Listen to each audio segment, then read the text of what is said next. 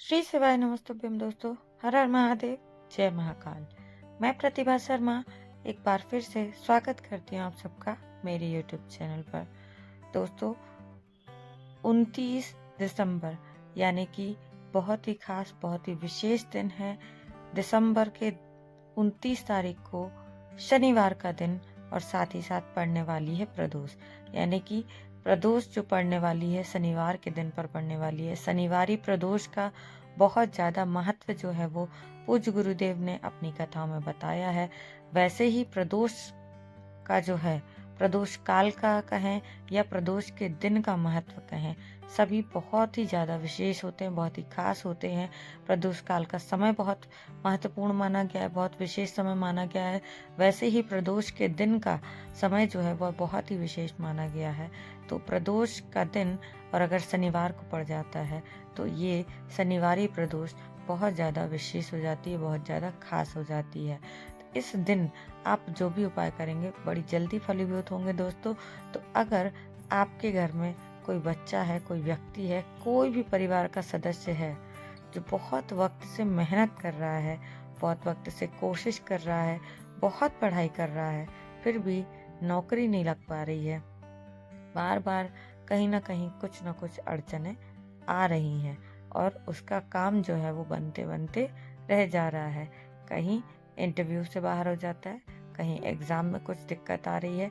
तो मेहनत करने के बाद भी अगर आपको उसका जो है वो फल नहीं मिल रहा है, पॉजिटिव रिजल्ट नहीं आ रहे हैं, आपका नौकरी व्यापार व्यवसाय नहीं लग पा रहा है, नहीं चल पा रहा है, कहीं कुछ व्यवस्थित काम नहीं हो पा रहा है, तो दोस्तों इस प्रदोष के दिन यानी कि शनिवार के दिन पड़ने वाली 29 दिसंबर को शनिवारी प्रदोष के दिन आपको यह उपाय ज़रूर करना चाहिए, जो कि पूज्य गुरुदेव ने अपनी रायपुर की कथा में बताया है। बहुत ही सरल, बहुत ही आसान सा उपाय है जिसे हर कोई कर सकता है। करना क्या है दोस्तों, आपने लेना है एक प्यारी सी सुंदर सी बेलपत्र और साथ ही साथ आपने लेना है चावल के दाने। अब कितने दाने लेने इसमें चावल के, ये ज़रूर ध्यान से सुनिएगा।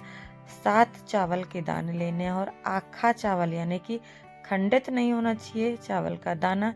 आपको 7 चावल के दाने लेने हैं और एक बेलपत्र लेनी है प्यारी सी सुंदर सी, जो कि महादेव की सबसे प्रिय मानी जाती है। बेलपत्र लेने के बाद आपने लेना है दोस्तों चंदन। चंदन, पीला चंदन जो आता है, तो पीले चंदन में थोड़ा सा पानी डालेंगे और क्या करना है, उसकी ऐसी बॉल के जैसी बनानी है। आपको शिवलिंग के आकार का एक छोटा सा शेप बना लेना है, शिवलिंग का स्वरूप निर्मित करना है चंदन से। जी हाँ दोस्तों, फिर से बता रही हूँ, आपको चंदन का पेस्ट नहीं बनाना है, चंदन का घोल नहीं बनाना है, क्योंकि हमें तिलक नहीं लगाना है, हमें चंदन का शिवलिंग बनाना है। बहुत थोड़ा सा चंदन जो है वो आप एक कटोरी में ले लीजिए, थोड़ा सा पानी डाल करके उसका एक गाढ़ा आपको कट्ठा जो है वो बनाना है, चंदन का शिवलिंग बनाना है। जी हाँ, बेल पत्र जो आपने लिया है, उस बेल पत्र की बीच वाली पत्ती पर यानी कि जो सबसे बड़ी पत्ती होती है, बीच वाली पत्ती के ऊपर आपने 7 चावल के दाने रखने हैं और जो आपने चंदन का शिवलिंग बनाया है, छोटा सा आकृति जो आपने निर्मित की है, उस आकृति को आपको उस चावल के 7 दानों के ऊपर रख लेना है। इसके पश्चात आपने क्या करना है दोस्तों, इस बेलपत्र की, जहाँ पर कि आपके भगवान विराजित होते हैं आपके घर में पूजा गृह में, इस बेलपत्र को रखना है, चावल के दाने रखना है, उसके ऊपर शिव की आकृति को रखकर, जो कि चंदन से बनाई गई है, आपको पूजन करना है, ध्यान करना है, ईश्वर से प्रार्थना करनी है, उनको महादेव के समान मान करके उनसे प्रार्थना करनी है और उस बेलपत्र का आपने पूजन कर लेना है। दीपक जलाना है, पर धूप दीप नैवेद्य से पूजन कर लीजिएगा। उसके बाद आपने इस बेलपत्र को ऐसे ही बड़े आराम से उठा करके पहुंच जाना है शिवालय में, यानी कि घर के आसपास जहाँ कहीं भी शिव का मंदिर आपके होता है, उस स्थान पर पहुंच जाइए दोस्तों। और वो शिवलिंग पर, क्योंकि सभी को पता है कि शिवलिंग पर भगवान शिव का पूरा परिवार विराजित होता है, तो जिस स्थान पर माता अशोक सुंदरी बनी हुई होती है, माता अशोक सुंदरी वाले स्थान पर, यानी कि जलाधारी से जब जल नीचे की तरफ बहता है और वहाँ पर एक सर्प की आकृति बनी होती है, उस स्थान पर आपको वह बेलपत्र समर्पित करनी है। ध्यान रखिएगा कि जब आप बेलपत्र समर्पित कर रहे हैं तो बेलपत्र की डंडी का भाग जो है वो जलाधारी की तरफ होना चाहिए। जलाधारी की तरफ जाते हुए डंडी का भाग रखना है और पत्ती का भाग भगवान शिव की तरफ आपको रखना है। तो ये इतना उपाय तो आपने कर लेना है। साथ ही साथ दोस्तों, इस उपाय में आपको 2 दीपक भी प्रज्वलित करने हैं, जो कि ऐसा कोई विशेष प्रावधान गुरुजी ने नहीं बताया कि मिट्टी का या दीपक का, आटे का लेना है आपको दीपक। तो दीपक आप किसी भी प्रकार का ले सकते हैं। मिट्टी का बड़ी आसानी से मिल जाने वाला दीपक है। मिट्टी के 2 दीपक लेकर के आपको जाने हैं।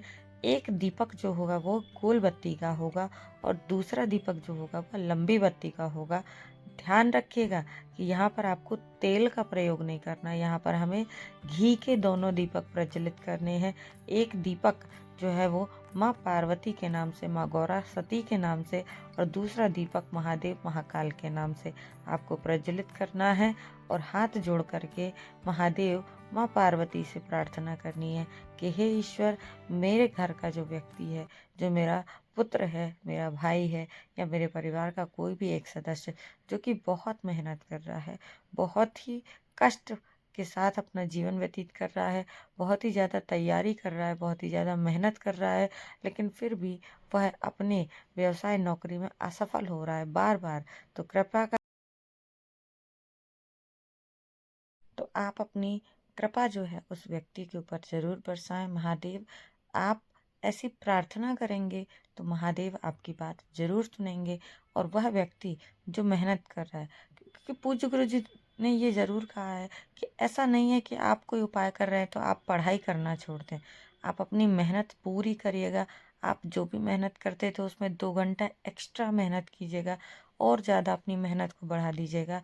आप यकीन मानिए कि आपकी मेहनत और आपके किए हुए कर्म पुण्य फल का स्वरूप लेकर के आपके जीवन में लौट करके आएंगे। और आप जिस भी चीज़ के लिए मेहनत कर रहे हैं, जिस भी एग्ज़ाम की तैयारी कर रहे हैं, उसमें आपका सिलेक्शन होगा ही, आपको लाभ मिलेगा ही।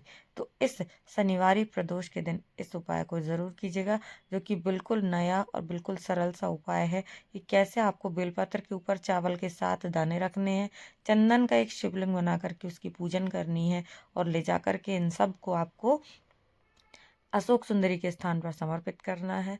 2 घी के दीपक, लंबी बत्ती और गोल बत्ती के दीपक को प्रज्वलित करना है और भगवान से प्रार्थना करनी है। माँ पार्वती, भगवान शिव से आपको प्रार्थना करनी है कि आपका जो है वो एग्ज़ाम अच्छा जाए, आप पास हो जाएं और आपका नौकरी व्यवसाय जो है वो लग जाए। तो दोस्तों, पूज्य गुरु जी की कथा को सुनकर वीडियो के माध्यम से अपने शब्दों में मैं ये जानकारी आप सबके साथ शेयर करती हूँ और उम्मीद करती हूँ यह सब आपके लिए लाभदायक होता होगा। तो अगर वीडियो थोड़ा सा भी अच्छा लगता है तो वीडियो को लाइक ज़रूर कीजिएगा, ज़्यादा से ज़्यादा लोगों तक शेयर कीजिए और चैनल को सब्सक्राइब सभी को करना है। अगर आप पहली बार चैनल पर आए हैं और चैनल को अभी तक सब्सक्राइब नहीं किया है तो बेल आइकन को ज़रूर प्रेस करें ताकि आने वाले वीडियो की नोटिफिकेशन आपको समय से मिलते रहें, और चैनल को सब्सक्राइब ज़रूर कर लीजिएगा। दोस्तों, ऐसी ही महत्वपूर्ण जानकारियाँ देखने और सुनने के लिए आप मेरे साथ जुड़े रहें। उम्मीद करती हूँ कि नया साल आप सबके लिए बहुत अच्छा होगा और ऐसे ही ईश्वर की भक्ति में आप सब लगे रहें। चलिए दोस्तों, मिलेंगे अगले वीडियो में फिर से कुछ नई जानकारी के साथ। तब तक के लिए श्री शिवाय नमस्तुभ्यम। हर हर महादेव। जय महाकाल।